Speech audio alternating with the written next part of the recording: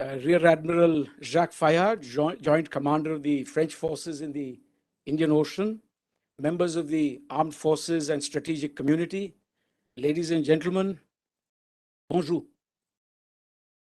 At the outset, I would like to thank Rear Admiral Jacques Fayard for sparing his valuable time today to address members of the strategic community. Tout d'abord, je tiens à remercier le contre-amiral Jacques Fayard d'avoir consacré son temps précieux aujourd'hui pour s'adresser aux membres de la communauté stratégique. Friends, Rear Admiral Jacques Fayard has had a distinguished career in the French Navy, and today he has kindly agreed to deliver a talk on the EU and France's strategies for the Indo-Pacific region. Chers amis, le contre-amiral Jacques Fayard a eu une brillante carrière dans la marine française. Aujourd'hui, il a bien vouloir accepter de donner une conférence sur la stratégie Indo-Pacifique de l'Union européenne et de la France. In view of the paucity of time, I will make the rest of my remarks in English. En raison du manque de temps, je ferai le reste de mes remarques en anglais. France has shown a renewed interest in the Indo-Pacific. It is hardly an extra-regional power. It had a long history as a resident power in this part of the world. Today, its territories in the region give France the world's second-largest exclusive economic zone. France's military presence in Abu Dhabi, where Rear Admiral Fayard is based, and Djibouti give it critical access to major choke points such as the Strait of Hormuz and Bab el-Mandeb. France is a member of the Indian Ocean Commission. It is also a member of the Indian Ocean Rim Association and India's initiative, that is the Indian Ocean Naval Symposium. And you, Admiral, are also very familiar with your participation Task Force 150, apart from coordinating the presence in other deployments in the region. So congratulations on all the success that you have achieved on that front. Ladies and gentlemen, the Indian and Pacific Oceans are increasingly intertwined, not only in terms of energy and trade flows, but also in terms of a wider technological, ideological, and territorial contestation that has emerged in recent times. There are growing concerns with regard to telecommunications and 5G, security of undersea cables and seabed resources, environmental degradation, debt trap financing of the type that by now France is also familiar with, and critical supply chains. France's presence and participation in the emerging geo-economic and geostrategic architecture, in our view, is a positive factor. France's presence is an important part of the emerging dynamics in the region. India's geographical location gives it a unique place in the Indo-Pacific. India has growing trade, economic, and strategic interests in the region. India, like other like-minded countries, supports the freedom of navigation and overflight and unimpeded commerce on the high seas. And I think these are values that both India and France share in common. Recently, Prime Minister Modi participated at the One Ocean Summit organized by France and supported the French initiative of a high-ambition coalition on biodiversity beyond national jurisdiction. All this adds to the convergence and cooperation between India and France in the context of the International Solar Alliance and much else. Today, our cooperation has deepened across the board. The India-France roadmap on the blue economy and ocean governance concluded in Paris just a few days ago during the visit of the Foreign Minister of India, Dr. Jaishankar, is truly a reflection of our shared interests in climate change, the health of the oceans, sustainable development, international law, infrastructure, and much else. Friends, France is India's key strategic partner. And we do believe that there is scope for India and France to further promote our defense and security ties. As a major economic power, France has played a key role in the evolution of the EU's Indo-Pacific strategy. France participates in the Information Fusion Center for the Indian Ocean region in India at Gurugram. There is scope to work together on counter-radicalization, counter-terrorism, and piracy-related issues in the Gulf of Aden. Though I'm aware that you're not participating in CTF 151, you have other priorities there. But we are there as an independent Navy, and we do work from time to time with other like-minded partners. And like-minded we are, India and France. Perhaps in the Gulf of Guinea as well, there could be emerging opportunities, in my view, for India and France to work together.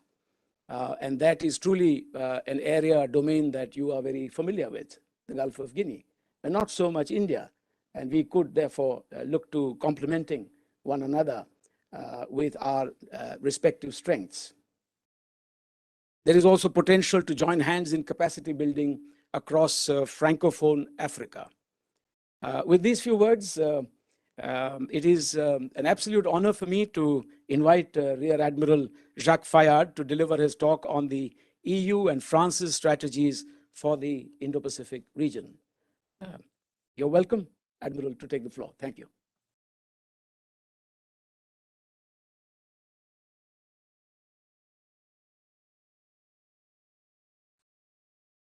Thank you for your warm welcome, and thank you, Mr. Ambassador, for your kind invitation and for this opportunity given to exchange on the EU and French strategy for the Indo-Pacific region in front of such a distinguished audience at the Institute for Defense Studies and Analysis today. I'm glad to be here, and it's my third trip visit in India since I took command of the French forces deployed in the Indian Ocean in September 2020.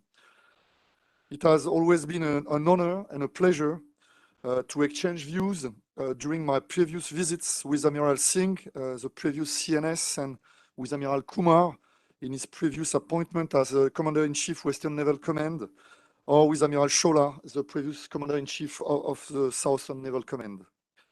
I will be, after tomorrow, for the first time in Visakhapatnam, on the invitation of the Eastern Naval Command in the framework of Milan 2022, the main multinational exercise of the Indian Navy. Just a few words to present myself. I'm a submariner. In my naval career, I had command of 3 nuclear submarines, 1 SSN and 2 SSBN. And my last staff appointment was deputy to the chief of the French President Special Military Staff. In this appointment, I was more particularly in charge of nuclear deterrence, cyber, intelligence, and maritime issues. Since September 2022, I have been appointed as Joint Commander of the French forces deployed in the Indian Ocean. I'm based in Abu Dhabi, in the United Arab Emirates. And I am in this position as flag officer I have maritime, joint, and cross-governmental responsibilities. I am carrying out operational control of all the French air and naval assets deployed from Suez Canal to Malacca Strait. I am joint commander of the French forces stationed in the UAE in the framework of bilateral defense agreements. I am commander of the European Agena operation in the framework of the European-led Maritime Awareness in the Strait of Hormuz Initiative, EMASO. I am national contingent commander of the French contribution to the coalition operation Inherent Resolve in Syria and Iraq to defeat Daesh. And I am, last but not least, representative of the French Prime Minister for law enforcement at sea in the Indian Ocean maritime area.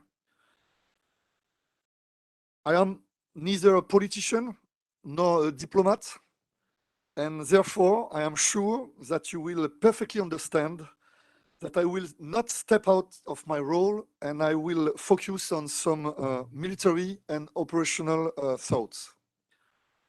So first, I am here because France is a sovereign nation of the Indo-Pacific area.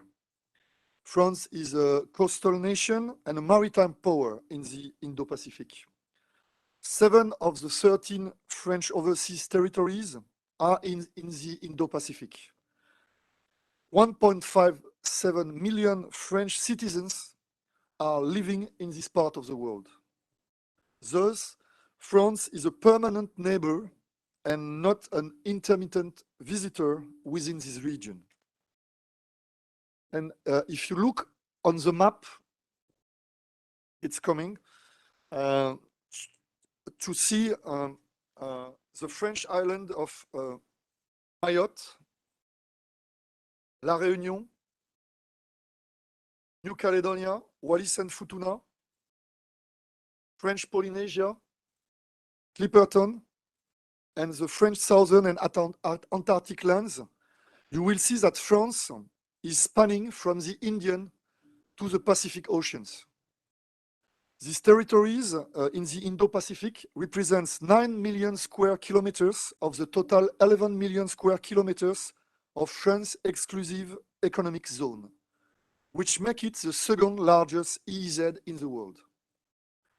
More than 200,000 French citizens also live in the littoral countries of the Indian Ocean, in Asia, and Oceania.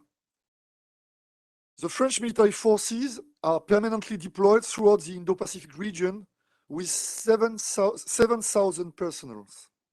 They are based in 2 host countries, that is to say the UAE and Djibouti, and in 3 French territories, La Réunion, New Caledonia, and French Polynesia. More than 30 French aircraft and 10 French naval assets are permanently deployed in the Indo-Pacific. Indo-Pacific has become the world's demographic and economic center of gravity, with 60% of the world population, 17 of the world's 20 largest harbors, and 75% of the world's maritime trade. This space is a geographic, geostrategic coherence and a strategic continuity inherited from long history.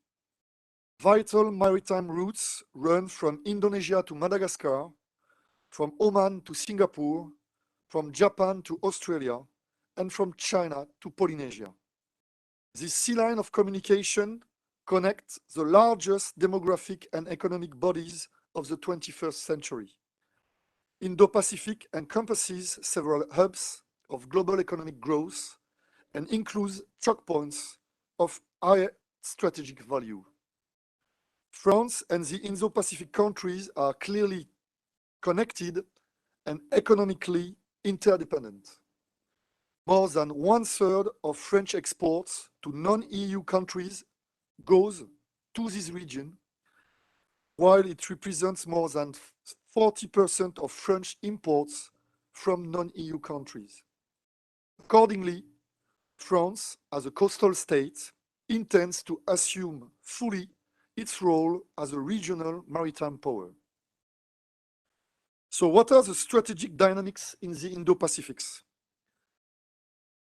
Despite their financial and economic interdependence, the United States and China are engaged in a global strategic competition, the effects of which are mainly visible in the Indo-Pacific. Initially focused on the economic and technological fields, this strategic competition now extends to the military domain. As such, it will shape most of the strategic issues in the Indo-Pacific region and beyond.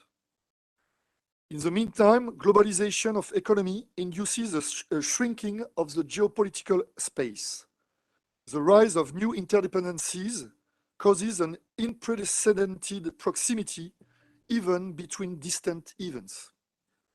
The security of the maritime commons and of the sea line of communication has become again an issue. Monitoring and securing them is a challenge that goes beyond notions such as borders or geographic delimitations. Along the sea lane of communications connecting Europe to the Pacific through the Indian Ocean and the South China Sea, high sea constitute a specific strategic issue in connection with ports and support facilities networks. Harbor cities and port facilities are high-value assets enabling connectivity into the continental hinterland through inland corridors like in Central Asia. With the implementation of its Belt and Road Initiative, China is one of the driving forces behind the contraction of this geostrategic space. The stability and security across the Indo-Pacific allows the rapid propagation of crises. The unfolding of a security issue in Southeast Asia may have an immediate impact on the northwest part of the Indian Ocean.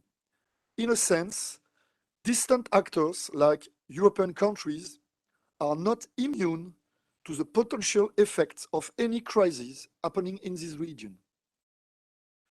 The evolution of the strategic dynamics in the Indo-Pacific induced new alignments and spurred the need to rethink defense policy. In this context, the majority of Indo-Pacific countries have significantly reinvested in their defense assets, which have gained both in volume and sophistication. In order to cope with the ongoing strategic changes and specific issues in the maritime commons of the Indo-Pacific, a lot of littoral states have sought to increase their coastal defense capabilities as well as their operational range from there.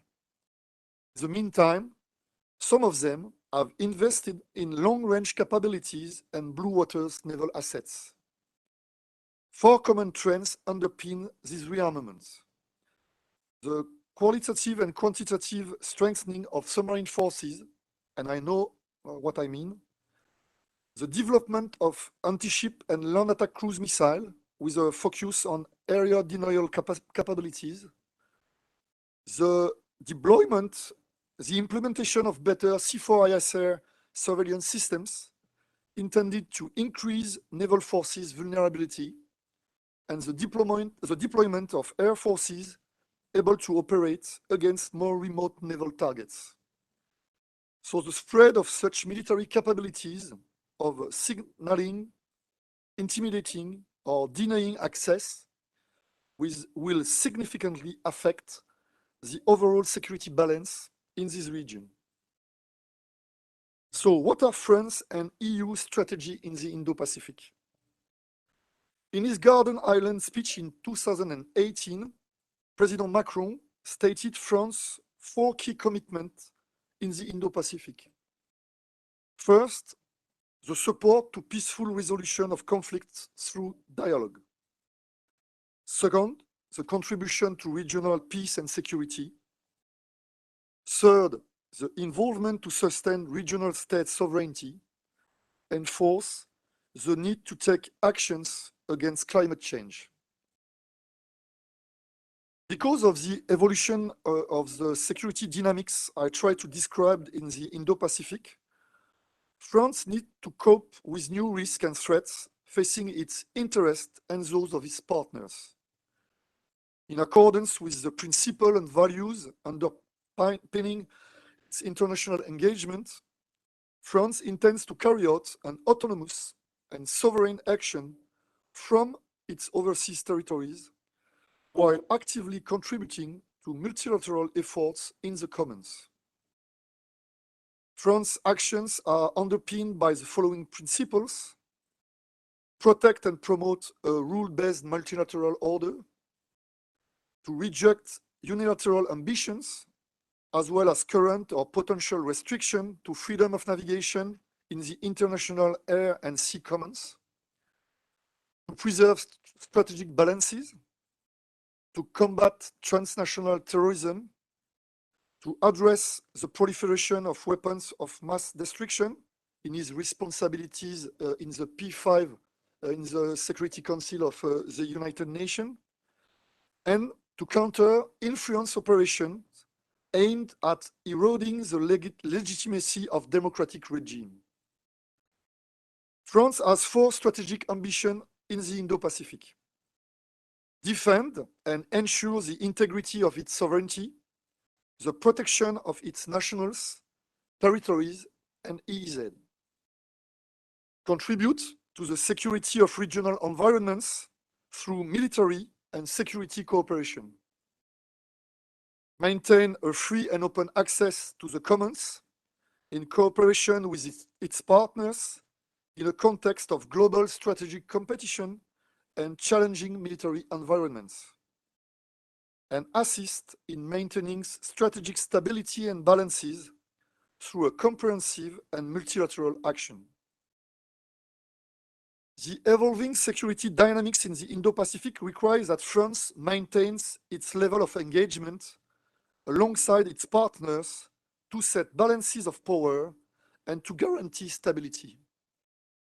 In a context of challenged multilateralism, tougher strategic competition, and harder military environments, France intends to contribute actively to stability through the promotion and the respect of the values and principles of multilateralism.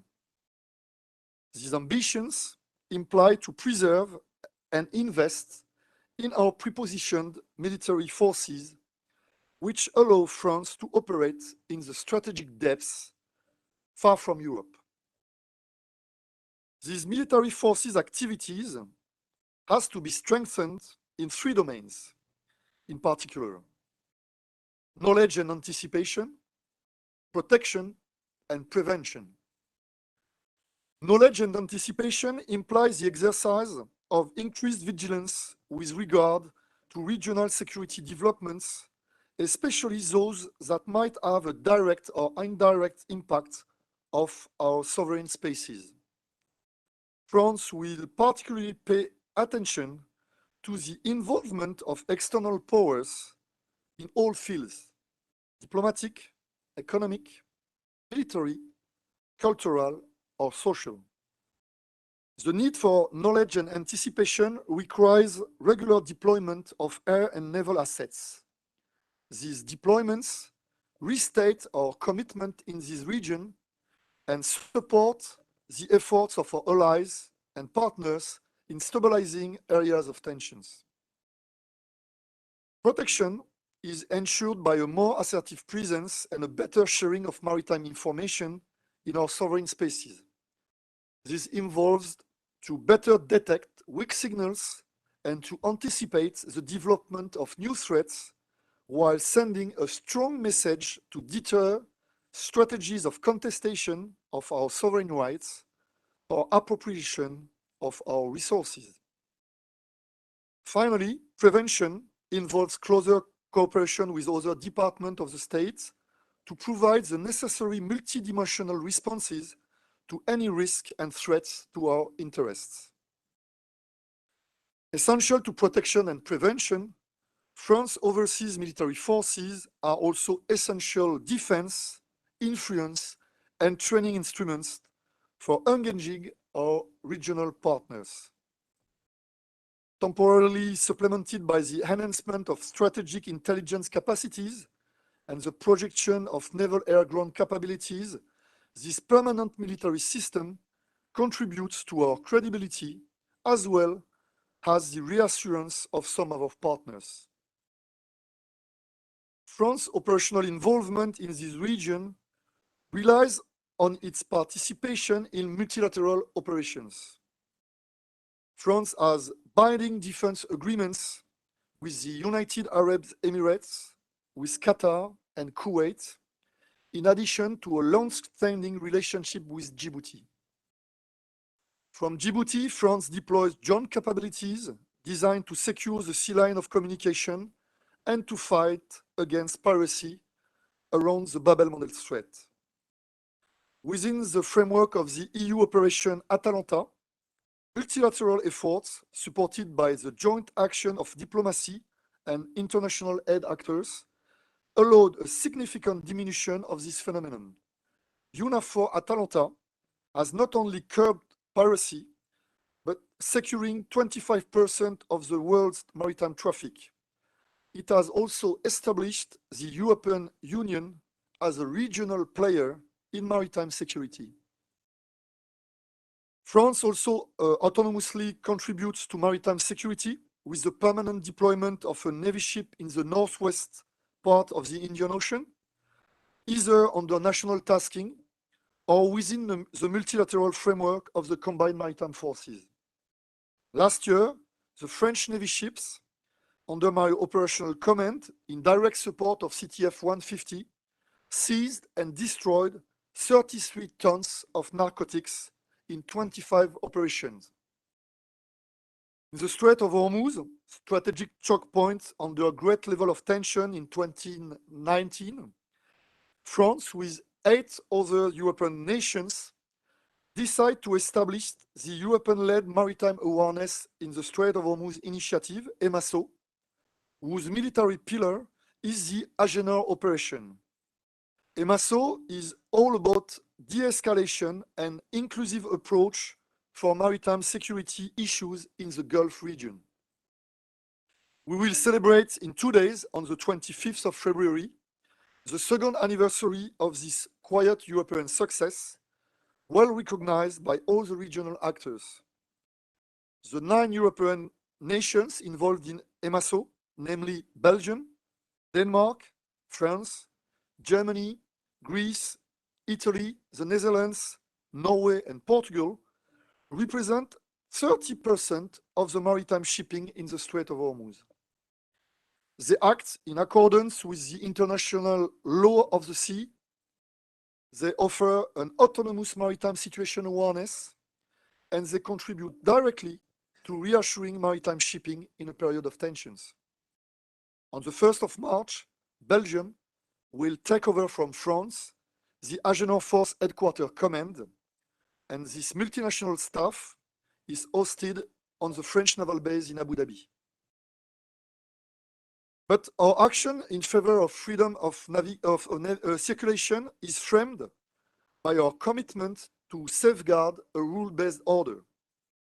France will continue to uphold the respect of international law, which is the condition for maintaining freedom of navigation and overflight in all international threats and common spaces. As such, France rejects any interpretation of the law that would not be compliant with the United Nations Convention on the Law of the Sea, the UNCLOS. It will continue to exercise its freedom of movement wherever laws allows it, in particular in the Strait of Hormuz and in the South China Sea, where France supports dialogue between the parties and the establishment of a binding code of conduct. France shares with the United States, India, Japan, and Australia the same values and concern about emerging challenges in this Indo-Pacific region. In addition to the strong defense relationship with the United States, which addresses global challenges, the strategic partnerships that France has formed with these states are crucial to preserve stability in the region and to prevent unilateral logics. Regarding specifically India, France aims at maintaining a privileged defense relationship, guaranteeing the strategic autonomy of both countries. France supports the Make in India policy implemented by the Indian government, and in order to contribute jointly to the Indian Ocean security, we intend to continuously develop our bilateral cooperation at both strategic and operational levels. We enhance our interoperability through regular naval and air bilateral exercises. In 2021, Varuna exercises with the Indian Navy were great opportunities to train together with the Carrier Strike Group Charles de Gaulle and submarines on carrier ops and ASW domains. In 2021, we also participate together to La Pérouse exercise in the Bay of Bengal, alongside with US, Japanese, and Australian navies. French Navy will attend in the coming days the Milan 22 international exercise off the coast of Visakhapatnam, and end of March, in the framework of the Indian Ocean Naval Symposium, IONS, France and Indian navies will co-organize a multinational HADR exercise called IMX-22 off the coast of Goa, with participation of other regional navies like Iran, Bangladesh, and Sri Lanka. As a leading maritime power, France's maritime security priorities in the Indo-Pacific are to counter piracy, to counter EU fishing, maritime terrorism, and any kind of trafficking, will it be arms or narcotics. France also intends to protect its maritime-related economic and environmental interests in the area. To this end, France implements a consistent and coordinated Indo-Pacific maritime cooperation policy. Maritime cooperation is a major feature of bilateral and regional engagements. Acquiring the best understanding of the activities at sea is paramount. France therefore aims to develop, as a complement to its national arrangements, bilateral and multilateral partnerships in the field of maritime domain awareness, MDA. That means deepening the existing bilateral maritime dialogues with its strategic partners, Japan and India. That means facilitating maritime information sharing and fusion with its partners. France contributes to the strengthening of the existing Information Fusion Center in Madagascar, Singapore, and of course, India. France has appointed since the beginning a dedicated liaison officer in each of these centers. Our own Maritime Information Cooperation and Awareness Center, MICA Center, based in Brest, is a key player of this global network. Since March 2019, France also hosts the UNAF4 Atalanta Maritime Security Center, MSC-HOA, in Brest. But maritime safety and security must also serve as a vehicle for strengthening the strategic autonomy of Indo-Pacific countries. On one hand, France promotes its high-performance model of state action at sea to its partners, and on the other hand, France supports Europe's growing commitment in many areas of maritime safety and security. That is to say, capacity building, training, funding for maritime information structure, or operational intervention in the Indo-Pacific. These EU projects are complementary to France's national effort. In order to preserve the achievement of the European project MAS, Maritime Security, and CRIMARIO 2, Critical Maritime Routes Indian Ocean, France promotes with the EU the sustainability of the regional maritime security architecture within the Indian Ocean Commission framework. France also advocates a global Indo-Pacific approach for the European project that will succeed to MAS and CRIMARIO. The European Union adopted a maritime security strategy in 2014 and updated its action plan in 2018. 40 years after the signature of the UNCLOS Convention, the principles at the heart of the EU maritime security strategy remain valid. There is an increasing convergence of successive strategies of France, Germany, the Netherlands, and the EU for the Indo-Pacific. The EU delivered its Indo-Pacific strategy in September 2021. This is a concrete sign of an awareness of the need for our European nations to have a global vision of maritime security. In this respect, France is particularly proactive. It gives the European Union a global legitimacy and a presence through its territories and maritime spaces in all the oceans. But to meet the new challenges of the Indo-Pacific, the EU needs to have a greater presence in the area and to ensure better coordination of its naval deployments. Last week, the EU decided to establish a maritime area of interest in the Indian Ocean, as it was already the case in the Gulf of Guinea.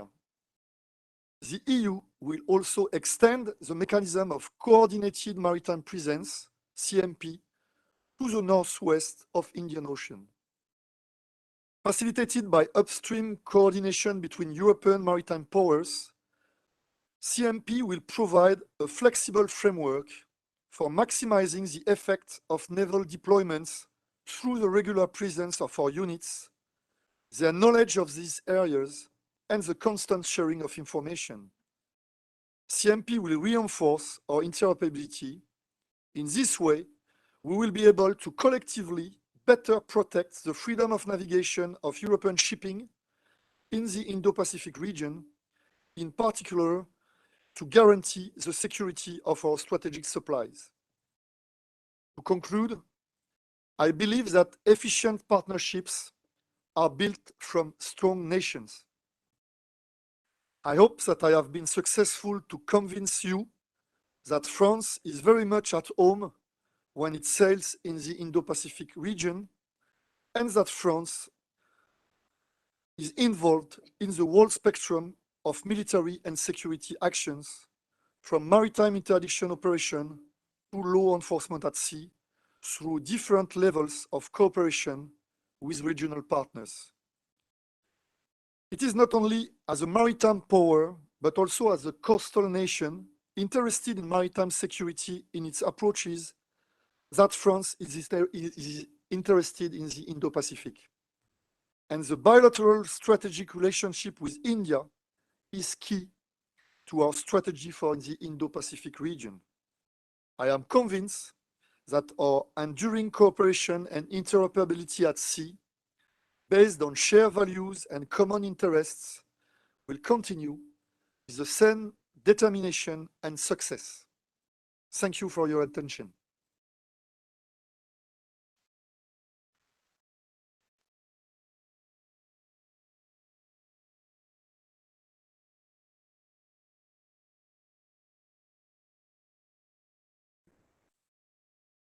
Thank you very much, Admiral Jacques Fayard, for that very thought-provoking address that you gave us. And Not too much.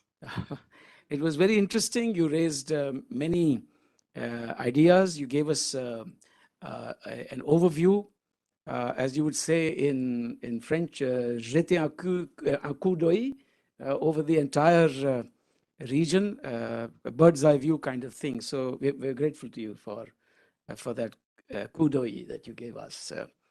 Indeed, our shared values come through. That is, convergence on a rules-based order, freedom of navigation and overflight, free access to the great commons, adherence to UNCLOS, rejection of unilateralism, and much else. But I'm really impressed with your conclusion that our efficient partnership, our bilateral relationship is key to your presence, your activities, our presence, our activities in the Indo-Pacific. Thank you very much. Since you have very kindly agreed to take on a few questions, I have a few questions here already. Due to paucity of time, I'm afraid I'm the one who will be reading out these questions to you on behalf of my colleagues. The first question is from Commodore Abhay Kumar Singh. He asks, as security and defense have been identified as the foremost pillars of France's Indo-Pacific strategy, will there be any significant change, qualitative or quantitative, in the structure and composition of French military deployment in the region? I think you have covered most of this, but in case you wish to reflect briefly on this, I think we will go one by one so as not to confuse you. Yes. Thanks, Mr. Ambassador. As you know, we are already engaged with a huge amount of air assets. We are already engaged with a huge level of air and naval assets in the Indo-Pacific region. There are also other commitments in the Atlantic area, in the Med, and so in the Gulf of Guinea.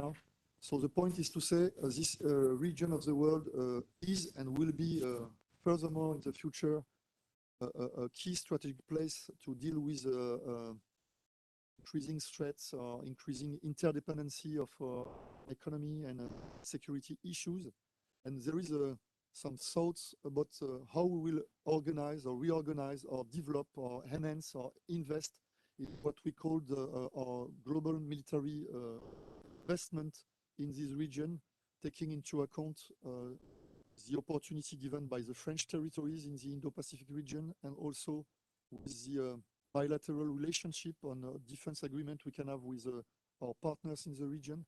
So I cannot give you any figures, but there is some thoughts to say when we see the shift of interest or concern with the region, we are obviously thinking about how we will be better organized or more efficient with the deployment of our air and naval assets in the region. So there is always, I like to speak with my US counterpart, what they said, dynamic force employment, is to say you have so many priorities that you have your permanent posting, you are able from this permanent posting and logistic supplies and support facilities to deploy your action at sea, but you need sometimes when the level of tension increase to be able to increase your level in involvement and taking into account your support facilities, your partnership, you can send to this region the number of air and naval assets you will need to cope with the new challenge you have to deal with. Thank you very much. The second question is by Colonel Vivek Chadda. With specific reference to India, how does France view the partnership with India to address common concerns in the Indian Ocean region? I tried to describe in my speech, involve the military side with India at a very high level of bilateral military cooperation. Training on a regular basis in the framework of Varuna naval exercise, on the Garuda air exercise, at the high end of the military actions. When you work on a carrier strike group operation, on a submarine operation, on a air defense operation, on fighters operation, you are at the top end of what you are able to achieve on the military side.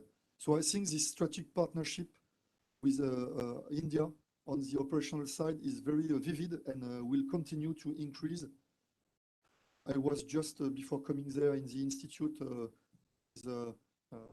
at the South Block in order to exchange with my counterpart of how we can continuously increase our bilateral relationship, and we have a lot of things in mind in order to be efficient. But clearly, I think we are able to increase our level of interoperability through regular training at the high end of military actions. After, as I said, France is involved in operation in the region, the CMF with Agenor, and we saw some Indian naval assets, as you said, as independent deployer, the same part of the joint operation area, and probably the next step will be to be able to be more coordinated in our operation, to exchange some tactical situation or the way we consider all the gray zone actions in the region, what we can discover to have our own autonomous appreciation of situation. So the fact to be part, navigate with our assets or with our air assets in the same region, the next step should be to participate to the same operation or to be associated in the same kind of operation. For example, the European-led operation for the awareness in the Strait of Hormuz, Agenor, we proposed to India to have some Indian liaison officer as part of the team in the naval HQ, and India accept to do so. So currently, we have some liaison officer. We will continue to increase the fact to share the same values, the same perception of the level of threat in the specific Gulf of Oman region, can go further specific issue. And after, I think there is another point to develop our bilateral relationship is jointness. As you know, in France, since it was the Gulf War in 1991, we discovered that you never do any operation by your own services, the Air Force on one side, Navy on the other side, Army on each side. So we work on a joint way to deal with the crisis. So probably it was a long way even on the French side. So jointness is not natural between all the services, but I think we have probably an increase of the way we are working together is to work not only Air Force to Air Force, Navy to Navy, or Shakti exercise, Army to Army, but to try to work on a more joint way in amphibious actions or in air defense action. And for example, last November, I sent one of my destroyer in Mumbai for port call and have opportunity to do some strike. The Rafale fighter coming from, because as you know, Rafale is the best fighter in the world.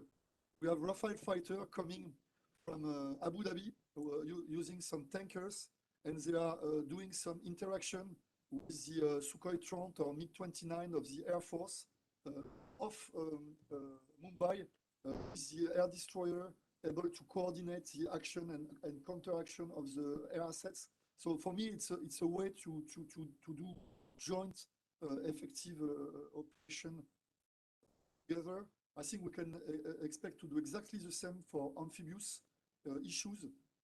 We currently will deploy the amphibious French ready group Jeanne d'Arc. She will be alongside in Goa March with a tactical ready group from the Army on board, and have opportunity to train with the Army and to train with the Navy, except to do something more joint with the Navy, landing some land forces ashore. It's a long answer because, as you know, naval officer likes to do some sentences, but I think we have at a real high level of interaction and bilateral cooperation with the Indian services, and we have some steps in front of us, and we, in common, decide where we will put the efforts and identify what will be the future of this very strategic and vivid bilateral military relationship. Thank you. I also hope that with your growing agenda, you will very kindly ensure that you have many more amphibious landings at our institute. So look forward to that. The next question is Captain Anurag Bisen. Given that France is the chair of the Indian Ocean Naval Symposium and a member of IORA, the Indian Ocean Rim Association, do you think there is scope for India and France to work together for capability enhancement and capacity building among littoral states? In your opinion, which are the most suitable countries for such cooperation?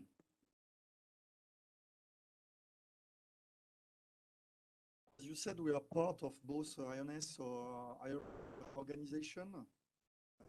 Already some plan together with India in order, for example, the co-organization of the HRD exercise, where we will have some Iranian assets, Sri Lanka assets, Bangladesh assets. It's a way between France and India to try to work together with different countries region and try to do some capacity building or sharing of experience, sharing of lessons learned. I think I was in the Gulf in Manama 1 week ago for IMEX exercise led by the US. There were countries around this exercise, and in fact, we were doing some roundtables. And the most important things is to dialogue together, to be around the same topics with our different culture or different appreciation or different perspective, able as a coastal nation of the Indian Ocean, able to share our differences. It's normal to have not to share the same perspective on specific concern, but the fact to be able to be around the same table, to say, because of my culture, because of my history, because of my interest, I have not the same point of view on this specific issue. I think just these little things. I was exchanging with Omani guys, Saudi guys, Bahraini guys, UAE guys, with British guys and a US one. And I learned a lot from these exchanges because we have all part of the truth. There is no comprehensive truth, and each and everyone around the table as a part of the truth of the perception of a specific issue. So I think all these four, IONS, IORA, is the good way to be able to not to help, because it will be condescending, but to share with regional actors in this region with less capabilities, but with a common interest for environment or economic, to see how we can pass to them or through them what we have learned through our long maritime history as maritime power for France or for India. So I think France with his more European perspective, India with his cultural, and it's the Indian Ocean there, are both part of the ability to allow everybody to have some better perspective of how to deal with a specific issue in this region. I think we are doing a lot for Mauritius, for Seychelles in this region.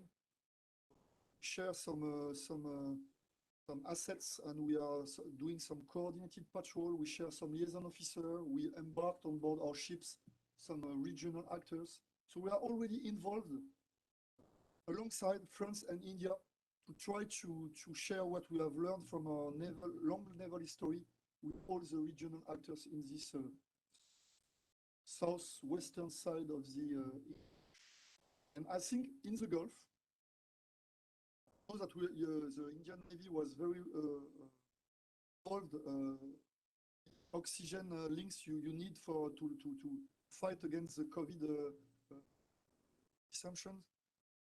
Your Navy was able to go the Gulf to take the oxygen to go back to your hospitals, and so I think probably we should be able to have this ability to work together with all the regional actors in the Gulf, because we have a specific concern which concerns everybody, to put together our capabilities, our facilities, to have the more efficient way to deal with common concerns. So I think we are currently doing this kind of things with France alongside with India in the region. Thank you very much. And I do recall that you mentioned how, maritime cooperation as a naval cooperation as well is key to the very many important bilateral and multilateral dialogues that exist in the region. And when we look at the Western Indian Ocean, there are island nations with large Indian diasporas as well. And so at the end of the day, I think it'll be a great victory for us if there were a day when you will also serve curry on board your vessels. I think we achieved that long ago when Britain and Japan had a naval partnership at the start of the 20th century, such that Yokosuka became the only place in the world to have a curry festival. So perhaps one of your ports in France will have a curry festival soon, looking to the deepening cooperation. I very much keep my fingers crossed on that. I will give you the information. Yes. We have next Miss Ruchita Berry. She requests you please share your views about the possibility of defense cooperation and infrastructure between France and India in the Indian Ocean littoral region, of Africa and the Western Indian Ocean in particular. I think you covered some, but you might want to perhaps express a few thoughts. What I have already said. As the word Africa came in, the Yes. littoral region. I think, as you know, France is involved in the Canal of Mozambique with some French small islands also. We are engaged with the information fusion center in Seychelles, in Madagascar, with an old history also in this region. Currently, we are involved with the Indian Navy in a coordinated patrol. So there is some Indian MPA based in La Réunion, able to coordinate their maritime patrol in this region with the French frigates. And we will try, and it's a way to improve the way we can deal with a French MPA in coordination with Indian frigates in order to share our assessment or maritime awareness in all these in the region. As I said previously, I think we are engaged together in order to do some capacity building or some lessons learned on state action at sea alongside France in India in these western islands. Thank you. The next question is by Colonel Dr. DPK Pillai. Will France view defense and security independently of NATO and EU influence? Please elaborate on France's concept of strategic autonomy and European security.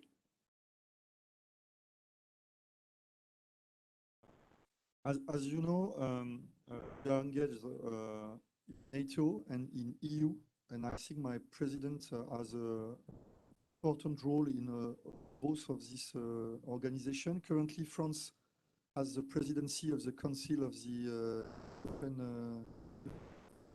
It was involved in diplomatic efforts around the Ukrainian crisis, but France has also, and from everlasting time, tried to have his autonomous voice. Even I think we can consider that we are a credible and trustful ally. Each time we have to be engaged in huge crises, I think France proves to its allies that it is an ally in a good situation, but also in the bad situation. But nevertheless, even if we are part of NATO, part of EU, I think we would like to have some French autonomous position. It is linked with our specific position as a P5 member, as a member of the Security Council in the United Nations. The fact that we are a power, I think we can we are a medium power with some large broad scope interest and with the ability to have an autonomous and independent voice. We probably try to find some balance positioning in the recent crisis.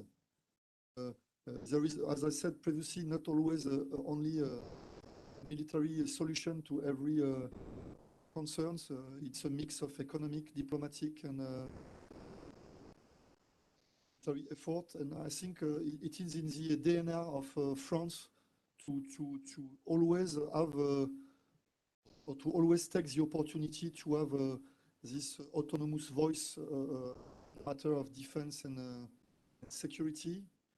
When we spoke about the idea of strategic autonomy of EU, it's always considered as for France to not to be part of the NATO effort or to separate our European countries from NATO interest. I think it's clearly not the case. The idea is to say the framework of some burden sharing, it will be probably better for Europe not to be only an economic power, but a more strategic power global stage.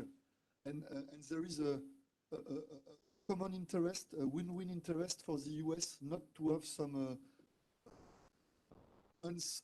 strategic unthinking from the European. The more the European will be involved in their own security, the better it will be for NATO, and the better it will ease the way the US can their burden sharing.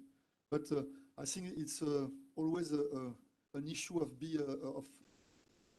convincing, and so we have a lot of pedagogy to do, and I think my president is involved in this opportunity to say the strategic autonomy of Europe or for EU is not something confrontation of our other involvement.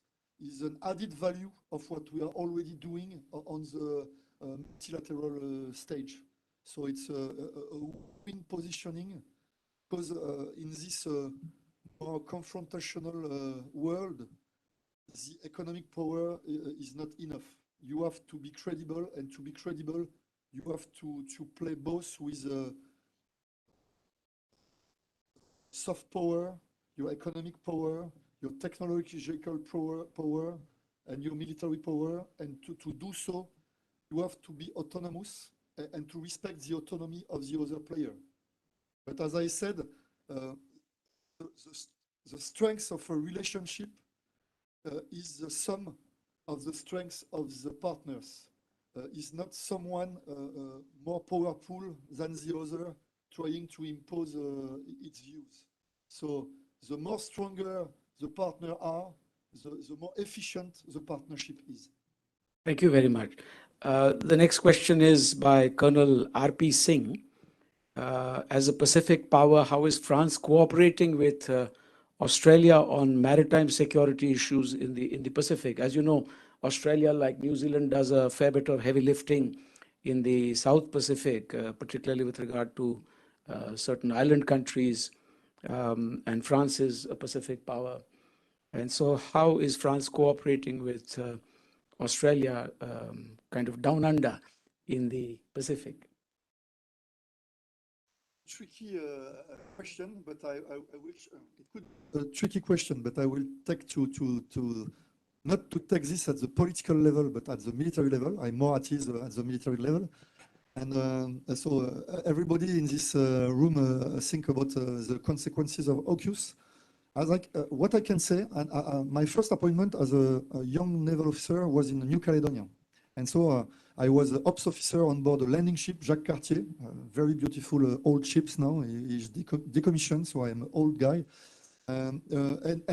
We work on a regular basis with Australia and New Zealand. There is permanent agreement in the Pacific region, what we call France. So France, Australian, and New Zealand agreement in order to work together to help all the littoral islands for humanitarian relief or for capacity building. So there is no issue on the military side to work together. So Pacific is not my area of responsibilities. But when I came back in Indian Ocean, we did last year La Pérouse exercise with Australian Navy, Japanese Navy, US Navy. We have a bilateral cooperation with Australia for the fishing surveillance in the southern Indian Ocean region. So I think there is some political issues.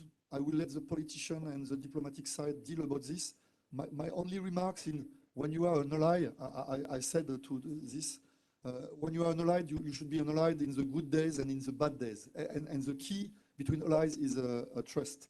And if the trust is broken, I think we will have a long way to reconstruct the trust. But at the end of the day, in the military community, between naval officers, there is no issue. We are able to work together. We are able to work on a regular basis together. And we are doing this every day, mainly the Pacific region. And I can elaborate on the submarine issue as a submariner, but I do not want to do this today. So. Yes, we will, remain on the surface here. No tanking at all. Dr. Anand Kumar, that's the last question. Is France concerned about the growing Chinese presence in the Indian Ocean region? Will it be a harmonized response with the EU or a standalone French response? That could be also a tricky question.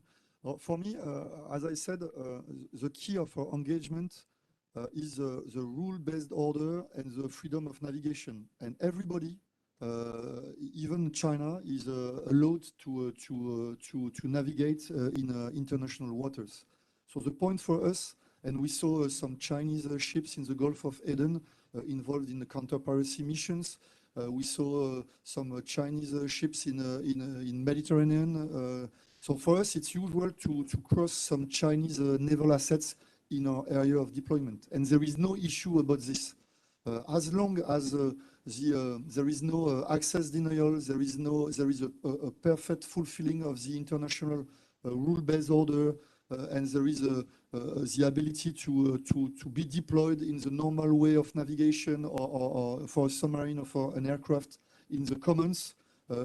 For me, there is no issue to have some Chinese presence in the Indian Ocean. I think if we take the place of the Chinese, they have a lot of interest with all the oil supply and energy supply coming from the Gulf region. So it's quite normal that they consider they need to be able to monitor and to be able to support this very important strategic supply for the development, the growth of their economy. And there is a place for everybody in the huge IC environment, as long as everybody shares the core of what is the freedom of navigation. There is no border at sea, there is no territorialization at sea. ICs is a common in the commons of humanity. It's a way to trade. It's a way to exchange people, to exchange goods, to exchange resources, to exchange supplies, and we have a common interest all together to take care of this common gift. Our planet, our Earth, is 70 or 80% of water. So water is a common good, and we have to share this under the international rule-based order with a permanent freedom of navigation. And I will say that as a P5 member, China has a common interest to be sure that the global international rules and freedom of navigation is followed by everybody and in every part of the ICs. Thank you very much. In fact, this reminds me of Hugo Grotius, who had said that the seas, like the air, cannot be controlled.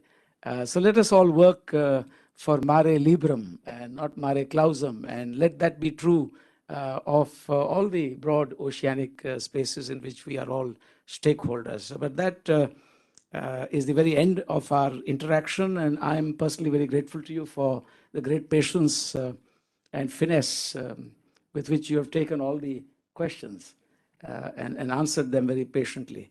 Thank you. I now request Dr. Swasti Rao to do us the honor by delivering the vote of thanks.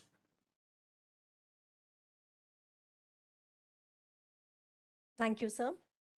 A very good evening to everyone here. On behalf of Manohar Parrikar Institute for Defense Studies and Analyses, I extend my humble vote of thanks to Vice Admiral Jacques Fayard, the French delegation, and my colleagues present here. Let me begin by thanking Ambassador Chenoy, DG MP-IDSA, for delivering the opening remarks and welcoming the French Joint Commander for the Indian Ocean to our think tank. Ambassador Chenoy encapsulated the significance that the Indo-Pacific has been gaining in the context of dynamic geopolitics and geoeconomics. He underscored the position of France as the only major European country that is also an Indo-Pacific power because it is a resident power in the region, which maintains territories in the islands of Indian and Pacific Oceans. Ambassador Chenoy emphasized on the necessity for India and France to promote a rules-based order through opportunities that converge on growing cooperation between both the navies on maritime issues and enhanced interoperability for focused maritime security in the Indian Ocean region. All that put together, in tune with the order of the day, deepens our bilateral strategic dialogue with France as well as with European Union. Ladies and gentlemen, now our humble vote of thanks to Rear Admiral Jacques Fayard.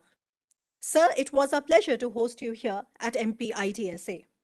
France is the first European country to have published a revised strategy for the Indo-Pacific last year, thereby has set an example for other like-minded European countries who are increasingly looking at the Indo-Pacific as a key region.